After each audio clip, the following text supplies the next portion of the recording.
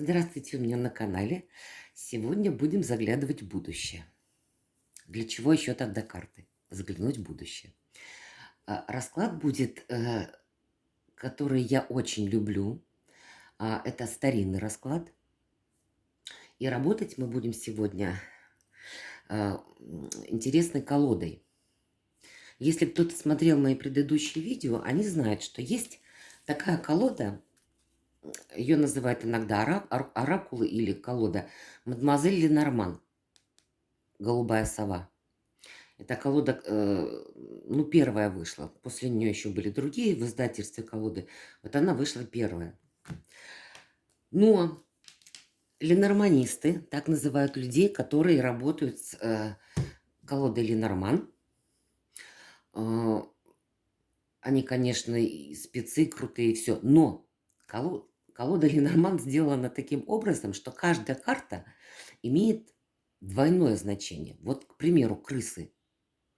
Одно значение. Они все портят, они грызут, они рассказывают о ссорах и иногда даже наведенной порче. Это с одной стороны. С другой стороны, крысы очень плодовиты. И они могут показать даже беременность, они могут показать, что количество денег увеличивается, количество имущества за счет своей плодовитости. В общем, ленорманисты мучились. В общем, мы намучились. И нам просто, вот я не знаю, кто там, Вселенная или кто помог, и сделали сдвоенную колоду. То есть каждой карты здесь по две. Крысы – две карты. Коса – две карты. Прошу прощения, что-то я сегодня...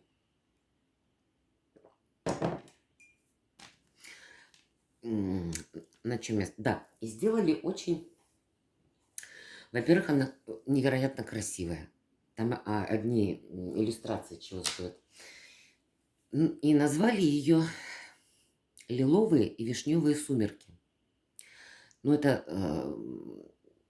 Я не знаю, почему они это сделали. Мы называем ее, вот те, кто работает, сдвоенная колода Ленорман. Итак, на классической колоде сначала будем выбирать вас и вашу сигнификацию. Сейчас я возьму, потому что у меня 3 варианта. Где третий? Ух ты, третий. Третий браслет у меня где-то застрял. Может быть, это говорит о том, что стоит всего 2 сделать расклада. Ну ладно. Тогда будет 2 варианта только. Сейчас я еще в своей коробочке пошуршу. У меня были кровавик где-то. Нет, нету. Так тому и быть. Значит, вот смотрите. Тогда тигровый глаз. Это будет первый вариант. А черный, это черный гагат. Это будет второй вариант. И мы начинаем с первого. Ищем вашу бланку. Бланка – это та карта, которому вопрошающего. Карта вопрошающего. Называется бланка. Что нам нужно сделать? Нам нужно ее не просто найти, сразу нашлась. Так, найти ее вместе с теми картами, которые вокруг нее. Я не знаю, должно быть видно. Видно, не видно. И такая небольшая трактовка, сигнификация. Вот если вы загадали первый вариант, допустим, и что-то никак, вот не про меня, значит, расклад будет не про вас. Либо смотрите следующие расклады, или второй вариант. Здесь история очень простая. Вы и ваш мужчина одновременно, вы смотрите друг на друга, и у вас за плечами остались волнение, нервотрепка, переживания. Возможно, что-то у вас не ладилось с мужчиной. Но это осталось за спиной. И сейчас рядом с вами белая туча. Но вот здесь как раз про партнерство. Потому что то предсказание, которое мы сейчас будем делать с сдвоенной колодой, оно обо всем. А вот тут первый вариант сразу бланку выдал вот такой вот. Ну ладно, посмотрим. Теперь будем... Вот теперь я буду говорить так, как говорили в старину гадалки. Один в один. Так. Обязательно вот кто одновременно смотрит и изучает карты, когда вы снимаете колоду, смотрите на дно колоды. Вот здесь всегда подсказка. Это якорь. И в этом смысле якорь с водой на берегу, то есть вот он обозначает такой позитивный момент, что вы заякорились. Вот все устоялось, все хорошо в жизни. Вот сейчас будем проверять. Якорь чего? А была кобра, была женщина, соперница была. Или это свекровь. Очень часто бывает свекровь. Или даже мама. Но этот человек очень-очень близкий к вашей семье, к вам лично. Ну вот. Значит, первые 3 карты. Стучит.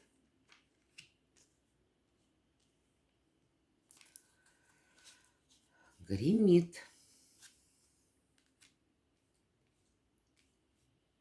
Карта гадалки вышла. На порог ступает.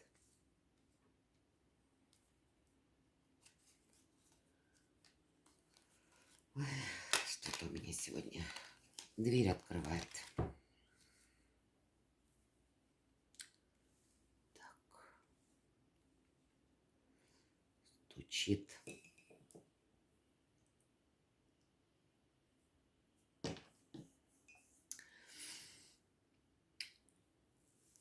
У вас в жизни была такая ситуация, ее могли вызвать абсолютно разные факторы, потому что Луна это как брести в тумане.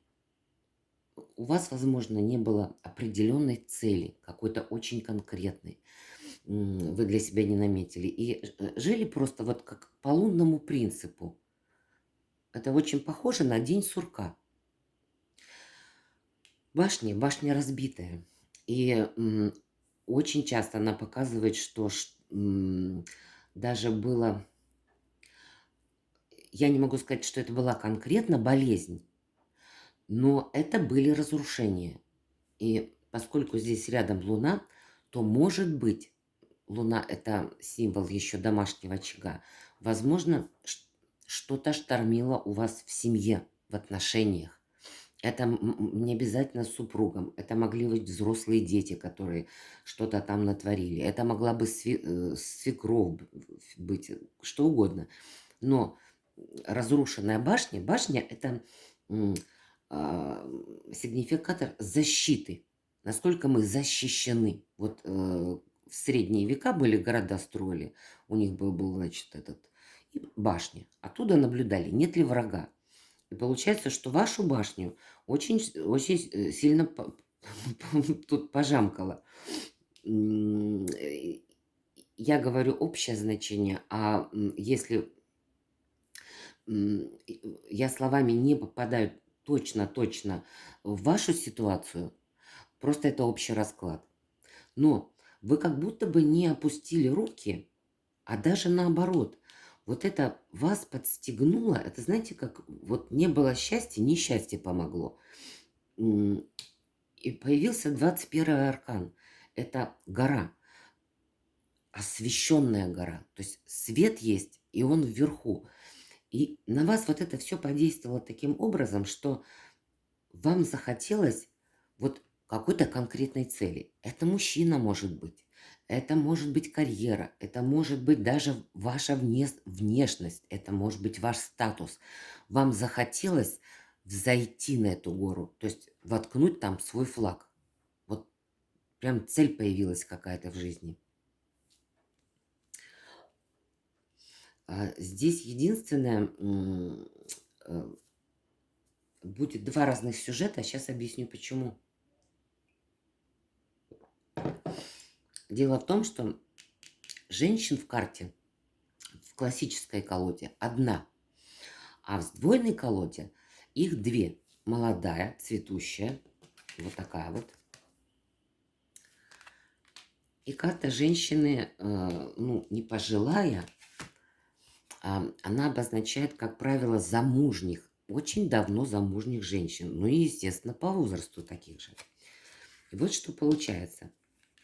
Выходит два варианта, потому что тут рядом карта-гадалка. Если вы далеко, давно уже замужем, это будет одна трактовка. Значит, вот то, что вас тут потрепало, вот это была другая женщина. Молодая, цветущая, любовница. Но это захотела показать карта-гадалка. Карта-гадалка очень интересные штуки показывает. Но эту женщину интересовали исключительно деньги. Она даже на брак не претендовала, то есть ей не нужно было это. Ей нужны были деньги. Если наоборот, вы еще в самом, что говорится, в самом соку, ну, до 55, до 55 лет, иногда даже до 60, сейчас уже так это сдвинулось, тогда совершенно наоборот другая картина. У вас, если еще нет, вот это вот будущее, под ногами лежит карта, ну, крысы я не люблю, я мыши люблю говорить. И именно то ее значение, не те, которые приносят нам вред, какую-то пользу, а те, которые, парочка, живут в тыковке. Это сигнификатор, есть такая карта у Ленорман «Дом». Вот это точно так же. То есть она показывает, что у вас под ногами, если вы еще ни с кем не вместе, вам под ноги, все, что под ноги, это будущее. Ложится вот эта вот карта, что у вас будет парочка, и вы в этой тыковке будете прям, знаете, так все туда тащить. И в этом случае лежащая рядом женщина обозначает или вашу маму, или маму вот мужчины. Я не берусь сразу говорить супруга, потому что сейчас разные виды брака существуют. И еще у вас под ногами лежит ключ. Ключ – это кармическая карта у Ленорман, и она обозначает, что вот какие у вас там есть проблемы, незавершенные дела, или дела, к которым вы не знаете, как подступиться, как вот это все сделать. Ключ всегда говорит, что эта дверка будет открыта, тайна разгадана, решение найдено. Вот таким образом. Единственное, ну, смотрите, это у кого проигралось, это уже третий вариант. Вот представляете, вот этот вариант дает, вот не зря Ленорман называют торт Наполеон, потому что там столько коржей, вот столько приходится снимать информации. Но если вы женщина, которая рядом с мышками, как бы она семейная, у нее есть семья, муж, все прочее, но красные лилии, увядшие, это лилии очень сексуальная карта, а увядшие это когда наоборот, это когда секса нет. То есть она описывает сюжет такой, часто люди очень долго живут в браке, страсти там уже нет, любви уже там нет, романтики нет, но их объединяет вот это совместное и прожитое прошлое, и общие друзья, значит, и дети, и внуки. То есть вот тогда схема такая. Но здесь тоже у вас нет разрушений. То есть вот получается три варианта на первом. Но все-таки указание по классической колоде все-таки отношения мужчина-женщина. И женщину за спиной тучи показывает, она очень волновалась, она переживала. Вероятно, были для этого основания. А основание такое, вот прямо у нее на голове, я по-другому даже сказать не могу. На голове-то у нее шляпка, а еще выше луна. А луна, она дает вот неясность, вот непонятность. Вот я не знаю, как человек поступит. Вот я не знаю, какое решение он примет. И поэтому понятное дело, почему переживала. Потому что Луна, она вообще во всех эзотерических практиках, кроме женщин, кроме домашнего очага, она обозначает еще подсознание, воображение, интуицию и наш психоэмоциональный фон. Поэтому вот у вас вот эти тучи, и вот Луна подсказывает, что именно волновало. У вас было психоэмоциональное состояние такое, знаете, это не депрессия, это больше похоже на фрустрацию. Вот я как бы не понимаю, что происходит. И да, возможно, вы уже и надеяться, как бы разбитая башня, вроде уже и попробовала все, ничего не получилось. А тут хоба, есть куда идти. Причем женщина идет прямо со своей картой. Карта-гадалка. Здесь есть карта-гадалка. Вот такая она, в шляпке. Я в шляпке не хожу. Я капюшоны люблю. Вот это первый вариант. С него снято 3 разных сюжета.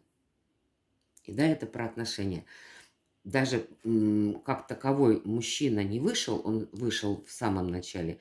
Но тут, что называется, к гадалке не ходи, это про отношения вот в этом варианте. Интересно. Забыла где-то я свой браслет.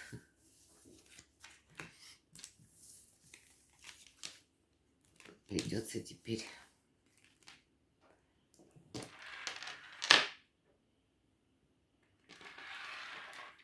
Два варианта. Но чтобы реабилитироваться, в следующий раз я сделаю 5 вариантов. Вот, потому что все это из-за меня. Что-то я такая рассеянная сегодня. Хотя странно, Луна сейчас находится в знаке Скорпион. А это очень хорошее положение Луны для любых предсказательных практик. Так. Ищем бланку. Сердце ушло. А жаль. Так бы было точно про любовь. Кавалер с кольцом ушел. Ой, вот тут я должна сказать, здесь второй вариант, кто загадал. У вас были отношения с мужчиной вот по кольцу. Но это были очень кармические отношения, очень сложные, я не буду говорить тяжелые. И гора. Гора всегда показывает, завалила эти отношения, закрыла. Что это такое было? Ну, посмотрим, что с вашей картой будет.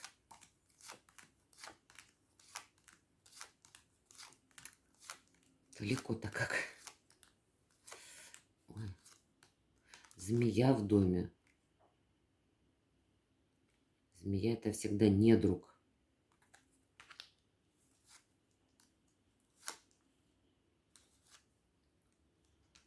Замечательно. Замечательно. Вот ваша бланка. Вот она посередине. Здесь первое. У Ленорман медведь показывает мужчин. Медведь всегда в колоде соперник барина. Это говорит о том, что если вы даже замужем или у вас есть отношения, то медведь показывает, либо скоро появится, либо появился соперник вашему нынешнему. Это во-первых. Во-вторых, тут очень интересно, мне было бы самой узнать, вы либо обладаете, карта лиса обозначает, что либо вы обладаете даром, вот знаете, вот родилась психологом. Потом, это еще дар дипломатии, это дар сугестологии. Вот многие даже гипнологами становятся вот при таком сочетании. Замечательный психолог. И лиса, она торговка. и способности к бизнесу шикарные. Первый слой сняли. Теперь второй. Рядом с вами будьте очень осторожны. Есть лиса-воровка. Ее так называют, лиса-воровка. То есть вот это второй слой вот этого Наполеона говорит об этом. Она вроде как бы и подруга. Чаще всего подруги вот так выходят. Это может быть свекровь, это может быть какие-то с бизнесом конкуренция. Но будьте осторожны, бойтесь женщин. Вот у вас сейчас такая ситуация. Остерегайтесь. Но вот те качества, которые лиса описала ваши, я думаю, что с такой чуйкой, как у вас есть, вас будет достаточно сложно обмануть. Хотя, знаете, и на старуху бывает проруха. Это такое. Но то, что у вас медведь, это замечательная карта. Кроме того, что она показывает вообще как таковую силу человека. В чем ваша сила? Вот на этот вопрос отвечает медведь. И она первый слой, да, она говорит, что вы очень сильный человек, сильная натура, с волей, с характером, ну и так далее. Это первый слой. Второй слой, что рядом с вами, видите, вы отвернулись, карта отвернулась, медведь за спиной. Либо вы отвергли уже кого-то, либо вы его еще не знаете. Тем более, что он лежит в плоскости будущее. Вы пока не знаете даже этого человека. Вот то, что он появится, если, к примеру, даже вы не свободны, то появление такого мужчины заставит вас задуматься, остаться ли в существующих отношениях или вот перейти все-таки к медведю берлогу, к сад.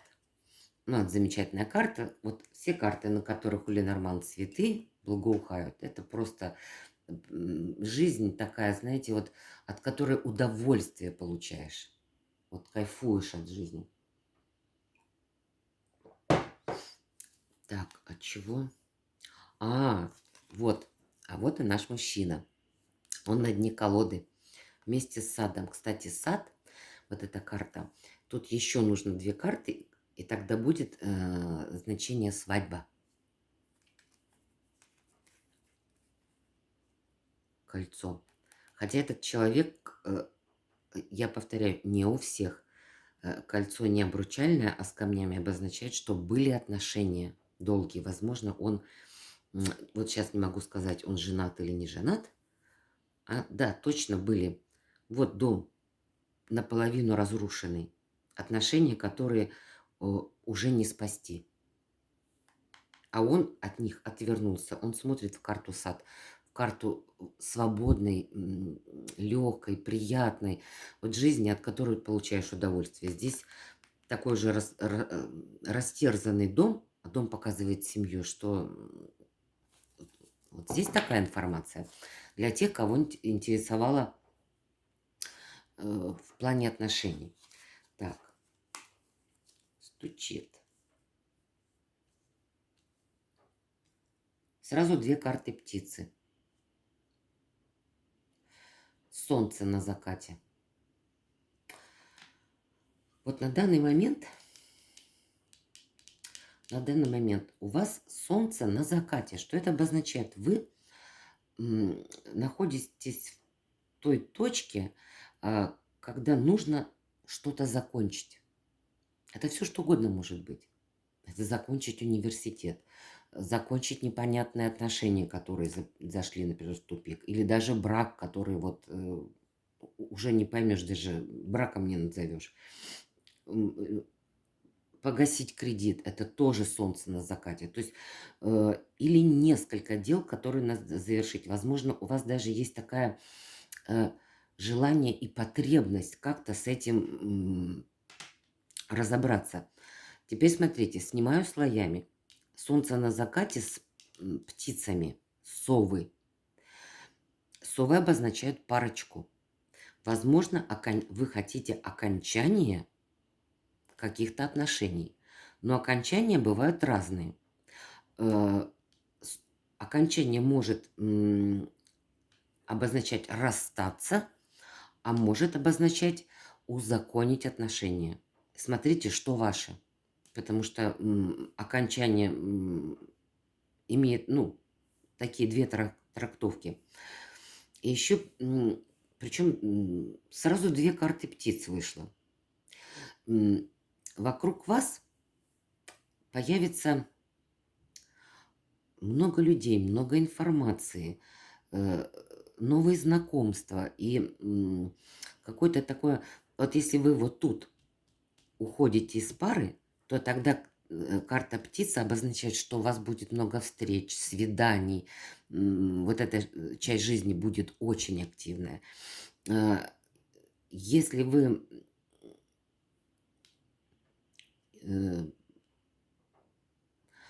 если вы наоборот узаконите отношения, то совы тогда говорят, что у вас о вашей паре будет очень много вокруг вас разговоров.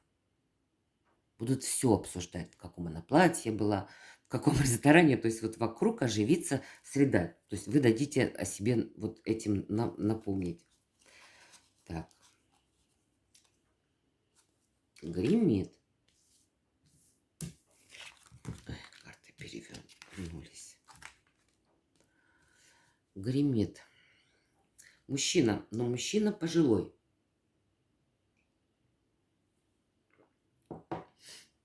Пожилой мужчина выходит. Так бывает, если есть разница в возрасте. Ну, к примеру, 10 лет, может даже больше. Но это очень мудрый человек, и потому что рядом с ним книга. Так часто бывают ученые, которые научной деятельностью занимаются. Так бывают преподаватели в высших вузах. Иногда даже вот так выступают проповедники. Но тем не менее, мужчина есть, и он пожилой. Он может не просто мужа показать, он может показать отца. А карта ребенок, здесь девочка нарисована. Поэтому можно сказать, возможно, это ваш отец, который вас очень любит, и по книге вы получили от него не только генетически великолепный материал, но и прекрасное образование. То есть вдобавок к школьной программе, вот он был просто ну, больше, чем школа мог дать. Один он. Так, те, у кого есть ребенок, девочка. Нет, все равно получается, даже в третьем слое все равно получается, что он либо отцом, либо дедушкой может только выйти. Почему вдруг гремит? Вот что-то надо обратить внимание на ребенка. Или это новый возлюбленный. Ребенок это всегда новое. И причем, знаете, такой человек открытый, книга открытая, он о себе сразу всю правду расскажет. Но все-таки это либо разница в возрасте, либо разница в статусе. Так.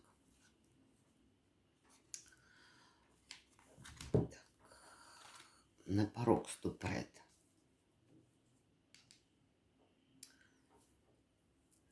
Да.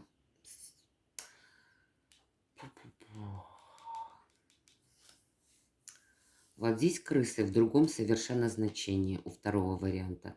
Здесь они грызутся, здесь они ссорятся, здесь они спорят. Это и еще букет, который увял. И это про отношения, которые себя изжили. Я говорю, тут у кого-то будет расставание. Потому что когда увял букет, есть пышный букет, живой, а вот это практически высохший. Это отношения, это все, это нет никак. Люди, может, даже и не ругаются. Они просто уже, вот, понимаете, даже не разговаривают. Вот так живут и живут вместе. Ну, потому что рядом с ними якорь, они якорились, это стабильно. Вот они держатся за эту стабильность. Это, возможно, рассказ про вас, а возможно, это рассказ про вот этого вот мужчину. Но мне кажется, это больше ваше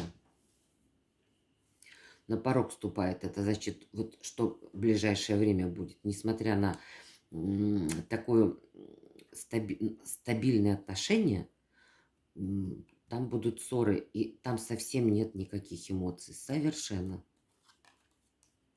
Так, стучит, гремит, на порог ступает, дверь открывает. О, вот тут уже интереснее. И последнее, вот это, последний триплет, вот у нас он и подтверждает. 30-й это казенный король, всадница. Интересно как. У вас появится новый человек в вашей жизни. Карта письма здесь не в качестве документов, она обозначала любовные записки. Как раньше общались? Писали письма любовные. Поэтому здесь не гаджеты лежат, здесь лежит конверт. Потому что Ленорман уже давно умерла. И представьте, при Наполеоне она создавала эти карты. Это признание в любви. Но оно у вас, конечно, будет выглядеть как-то по-другому, по-современному. Лилии, вот смотрите, здесь с этим мужчиной, с каким-то мужчиной, цветы увяли. А вот эти распускаются. То есть у вас будет признание в любви. Это лилии очень сексуальная карта, очень.